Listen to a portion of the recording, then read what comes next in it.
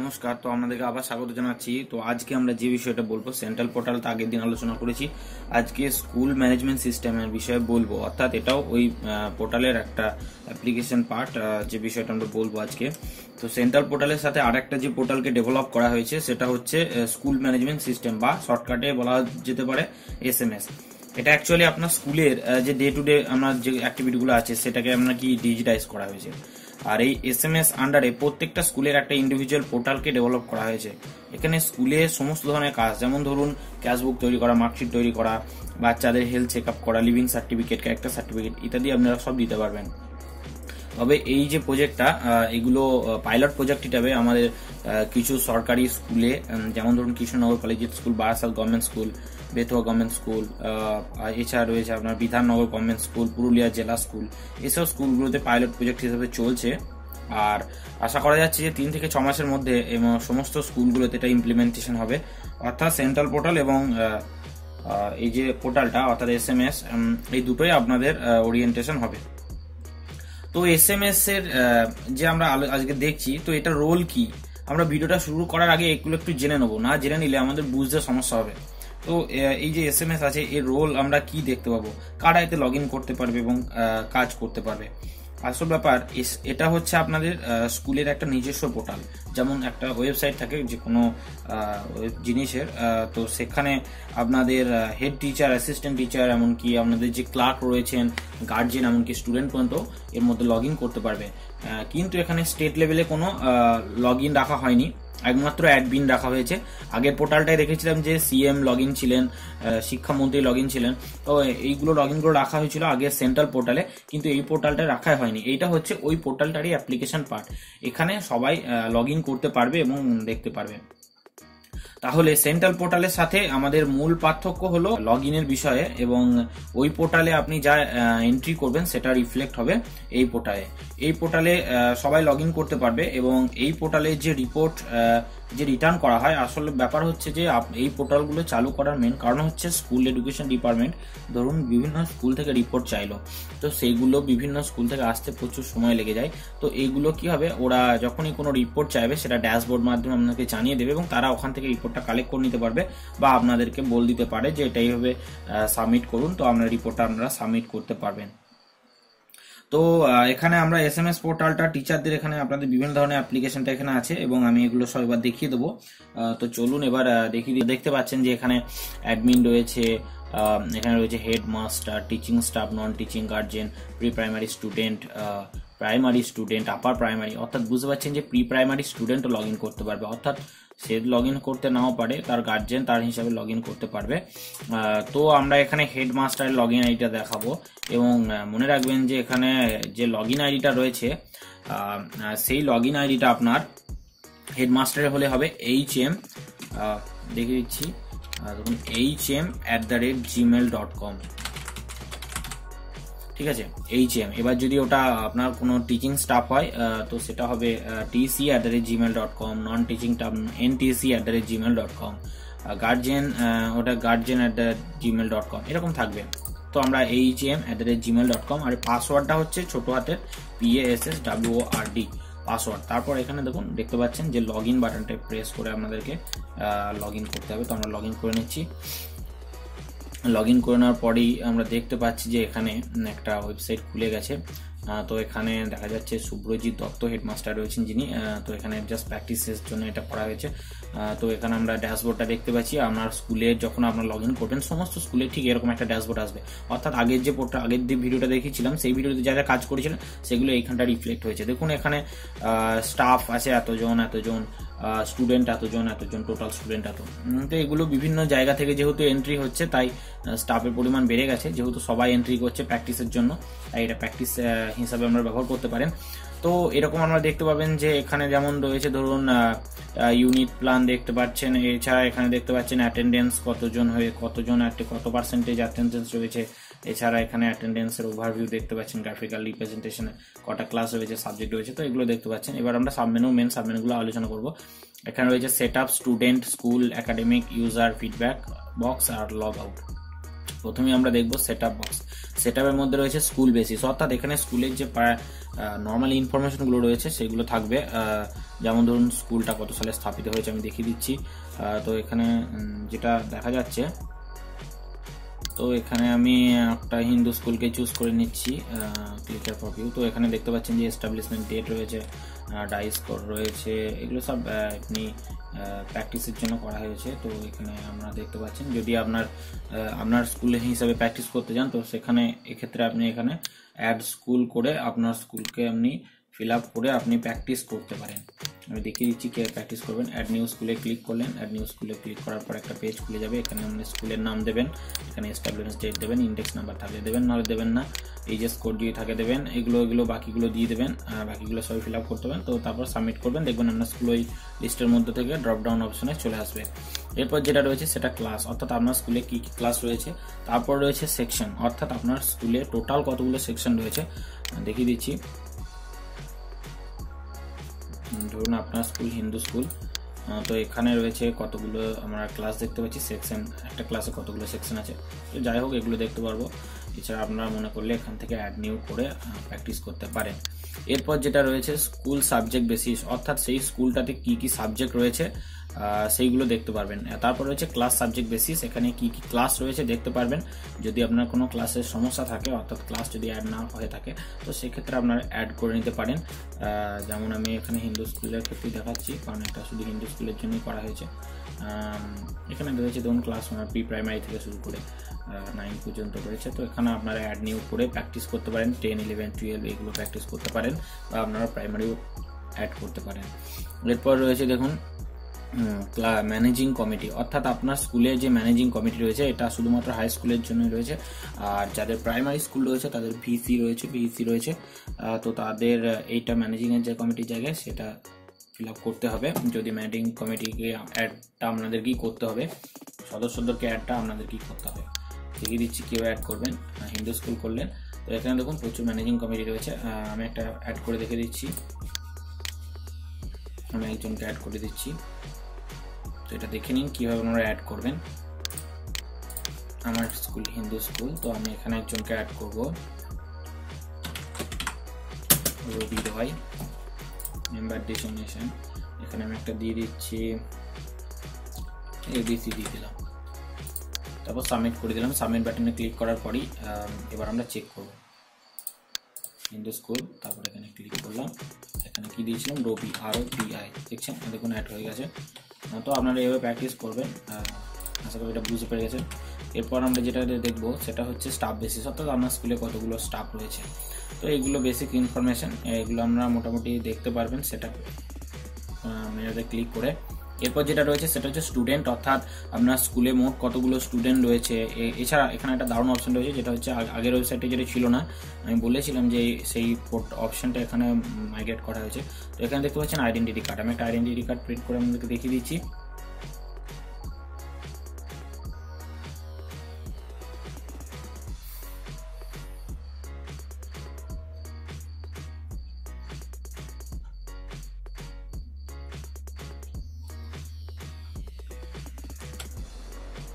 দেখতে পাচ্ছেন এখানে আমি হিন্দু স্কুল চুজ করলাম, তারপর দেখুন এতগুলো স্টুডেন্ট চলে আসছে, স্কুলের প্রচুর স্টুডেন্ট রয়েছে। তো আমি যে কোনো একটা স্টুডেন্টের এমনি ডেমো দেখানোর জন্য দেখাচ্ছি। ধরুন ধ্রুব সেন, তো এই দেখুন এই জায়গাটা ক্লিক করতে হবে প্রিন্ট করার জন্য। হ্যাঁ, আপনাদেরকে ম্যানুয়ালি আই কার্ডের আর করার দরকার পড়বে না, ওনার ছবিটা রয়েছে এখানে। তো দেখতে পাচ্ছেন এখানে হিন্দু স্কুল, এরকম একটা আই কার্ড অটোমেটিক জেনারেট হয়ে যাবে, এবং এটা আপনারা প্রিন্টার যদি থাকে আপনার প্রিন্টার থেকে এটা প্রিন্ট করে নিয়ে ওদেরকে দিয়ে দিতে পারবেন। হ্যাঁ, এটা প্রিন্ট করে নিয়ে এটা আপনারা দিয়ে দিতে পারবেন, এবং ওটাই আপনার স্কুলের আই কার্ড হয়ে যাবে। আর এই যে সইটা দেখছেন এটা হেড অফ দ্য ইনস্টিটিউশনের সই, যেটা একবার আপনাকে আপলোড করতে হবে। আপলোড করলে এটা অটোমেটিক সমস্ত আই কার্ডগুলোতে নিয়ে নেবে, ম্যানুয়ালি দেওয়ার দরকার পড়বে না। তো আশা করি আই কার্ডের বিষয়টা আমরা বুঝতে পারলেন।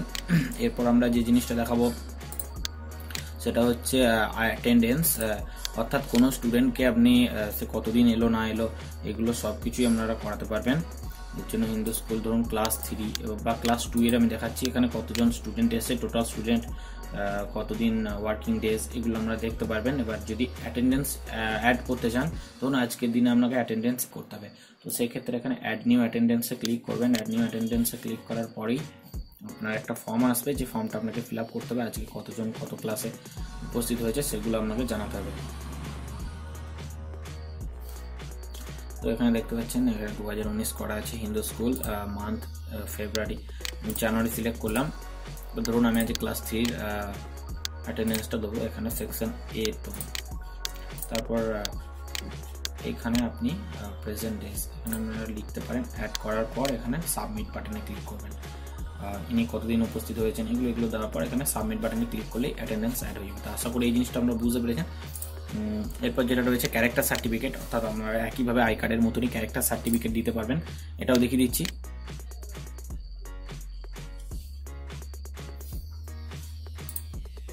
ক্লাস 3 এটা সিলেক্ট করলাম, এটা এ সেকশনে সিলেক্ট করলাম, এটা ক্লিক হিয়ার করলাম। দেখুন এখানে প্রিন্ট অপশন আছে, তো এই জায়গাটা আপনাদেরকে প্রিন্ট করে আপনারা আই কার্ড দিতে পারবেন। দেখুন আই কার্ডটা কেমন হবে, এটা সরি আই কার্ড হবে না, এটা হবে ক্যারেক্টার সার্টিফিকেট।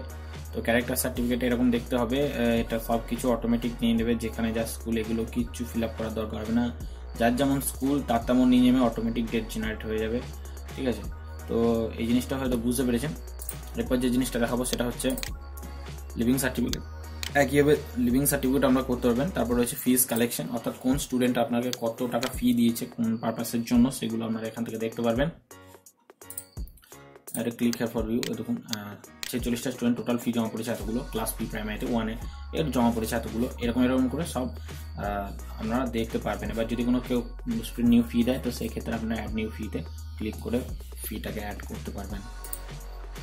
এরপর যেটা রয়েছে হেলথ ইনফরমেশন, অর্থাৎ বাচ্চার হেলথ কি রয়েছে, কত কেজি ওয়েট, কত হাইট, ব্লাড প্রেশার কত, রক্তের গ্রুপ কত, সেগুলো দেখতে পারবেন। তারপর রয়েছে বেনিফিট, অর্থাৎ সেই বাচ্চাটা কি বেনিফিট পাচ্ছে স্কুল থেকে, যেমন যেগুলো সরকার থেকে আসছে সেই বেনিফিটগুলো এখানে আপনারা দেখতে পারবেন।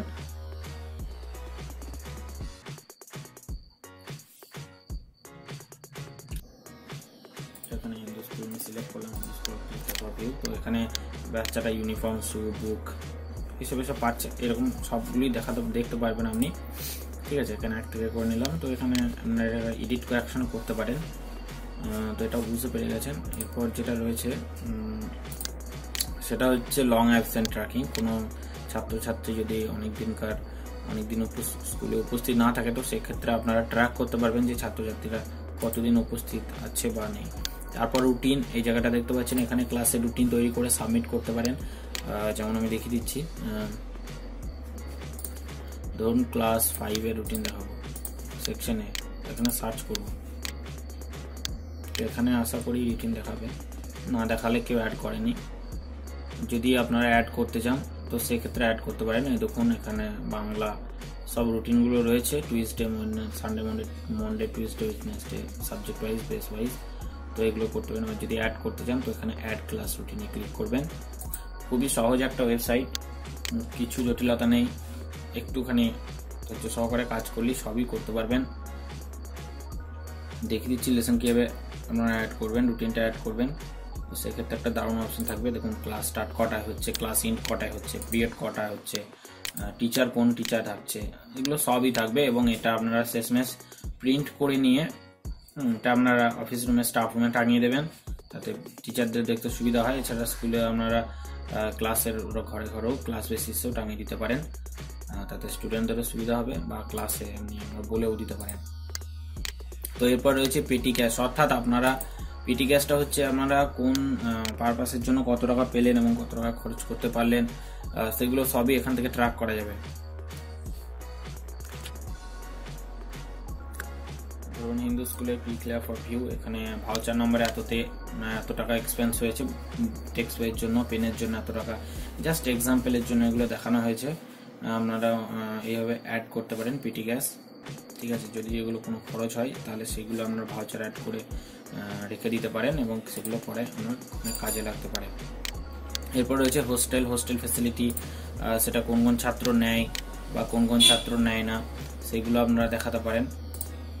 যেমন ধরুন ওয়ার্ডেন কে রয়েছে, এখানে বয়েজ হোস্টেলে কতজন স্টুডেন্ট থাকে, কটা রুম আছে, কটা স্টাফ রয়েছে, এগুলো সবই আপনারা করতে পারবেন। তারপর যেটা দেখাবো সেটা হচ্ছে games and sports event co curricular activity. Games and স্পোর্টসেও কোন কোন স্টুডেন্ট খেলায় নাম দিতে পারে, ইভেন্টস কি কি অনুষ্ঠান হয়েছে আপনার স্কুলে বা কোন কোন সভা হতে পারে সেগুলো হয়েছে। কো কারিকুলার অ্যাক্টিভিটি এগুলো হচ্ছে আপনার সহশিক্ষাধর্মী যে কার্যকলাপগুলো রয়েছে, শিক্ষা সহায়ক কার্যকলাপ, তো সেগুলো আপনারা এখানে দেখতে পারেন।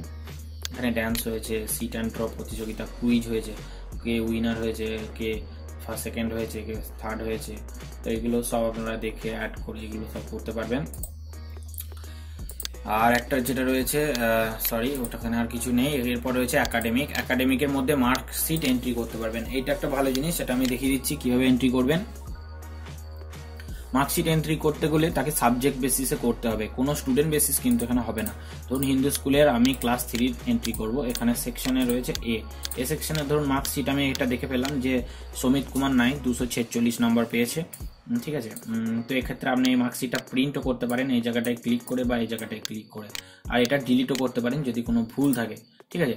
তো এবার যদি কোনো স্টুডেন্টে অ্যাড করেন তাহলে এই জায়গাটায় ক্লিক করবেন, অ্যাড নিউতে আমি ক্লিক করে দিলাম। অ্যাড নিউতে ক্লিক করার পর একটা পেজ খুলে যাবে, যে পেজটার মাধ্যমে আমরা অ্যাড করতে পারবো। দেখুন 2019 সেশন, এখানে হিন্দু স্কুল ক্লাস এখানে দিয়ে দেবেন আপনার যে ক্লাসের জন্য আপনি করতে চাইছেন। ক্লাস 5 দিয়ে দিলাম আমি, এখানে দিলাম সেকশন এ, এক্সাম হচ্ছে টার্ম 1, এখানে সাবজেক্ট দিয়ে দিলাম বেঙ্গলি, এখানে দিলাম সামেটিভ। এরপর ধরুন এ কত নম্বর পেয়েছে, সমিত কুমার নায়ক, আমি এখানে দিয়ে দিলাম ধরুন 10-এর মধ্যে পরীক্ষা হয়েছে 9 পেয়েছে। তারপর ইমতিয়াজ কাবির 9 পেয়েছে, তারপর এ পেয়েছে 7, এবং তারপর ধ্রুব পেয়েছে এত। এটা সাবমিট করে দিলে এটা অটোমেটিক সাবমিট হয়ে যাবে এবং এটা বাংলা সাবজেক্টের বেসিস আপডেট হয়ে যাবে ক্লাস 5-এ। তাহলে আপনাকে এরপর নেক্সট আবার কি করতে হবে, সাবজেক্টটাকে ইংলিশ করতে হবে। যদি সেম ক্লাসের আপডেট করতে চান ক্লাস 5 সিলেক্ট করে ওটা সাবজেক্টটাকে ইংলিশ করতে হবে, এবার সমস্ত সাবজেক্টগুলো আপডেট করতে হবে। তো আশা করি এটা বুঝে গেছেন। এরপর ক্লাস প্ল্যান, অর্থাৎ আপনি লেসন প্ল্যান কি করে নিয়ে আসছেন এবং সেগুলো এখানে আপনাকে আপলোড করতে হবে, কোন ডেট থেকে কোন ডেটের লেসন প্ল্যান এবং এখানে কোন ক্লাসের লেসন প্ল্যান এবং কোন সাবজেক্টের লেসন প্ল্যান।